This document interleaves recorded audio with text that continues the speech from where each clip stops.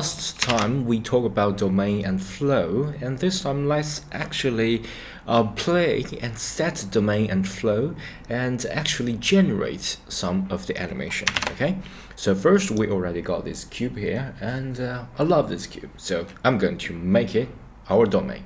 So first I'm going to rename it domain. Creatively we're going to name exactly the thing that we want to build, and yeah, in order for you guys to see it more clearly, you can switch on the X-ray mode, or you just use the wireframe mode. So let me get you screencast key.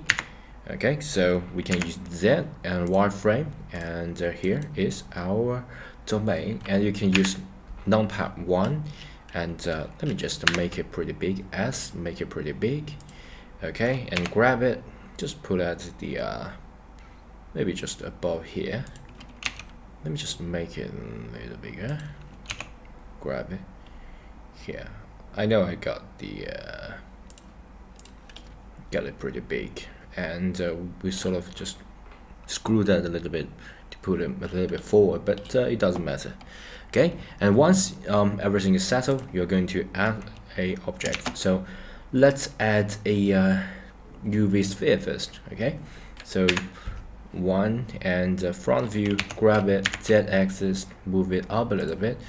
Do remember you need to set this flow object inside of the domain, because if you're outside it won't work. Okay, once everything is settled, you're going to actually set out the physics. So first let me just choose this domain. You can just click here, go to this one. This is called physics property, and click it. We got the fluid, and ironically there is no flying smoke tab, but just the fluid. I'm sort of just yeah, the fluid sort of include all this water, smoke, fire, something like that. So I think the algorithm behind that is almost the same. So click fluid, and remember you are choosing a domain. So domain will have more options than flow. Okay, so you can choose type to domain. Okay, and once you've chosen this domain, you can change that to flow, and you set it's a fluid, and type will be our flow.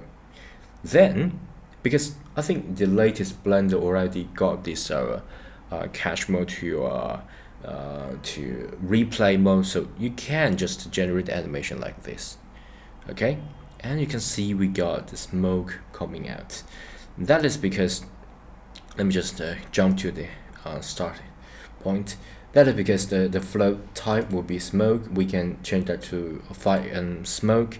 Okay, so there'll be whoop, fire, and all the smoke coming up, and it's live rendering. You're not baking. So essentially the bake is that you sort of pre-calculate that, so pre-render that, and get a smooth process. So if you got a pretty complex environment, you might see the sort of a baking frame by frame, so it become pretty slow.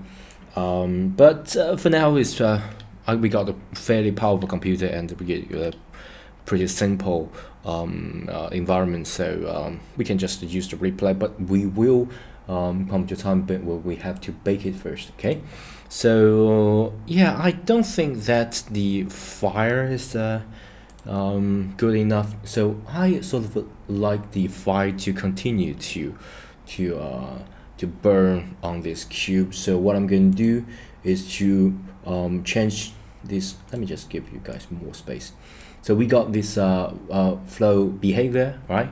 So you sort of treat the fire as a flow, and the flow behavior is geometry, so it sort of just generates this sort of fire and smoke at this certain geometry, and it won't continue to flow in.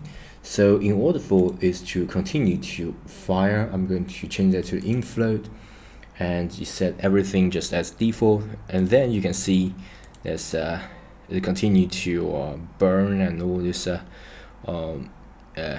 smoke just continue to be emit from this, and that looks pretty amazing, right?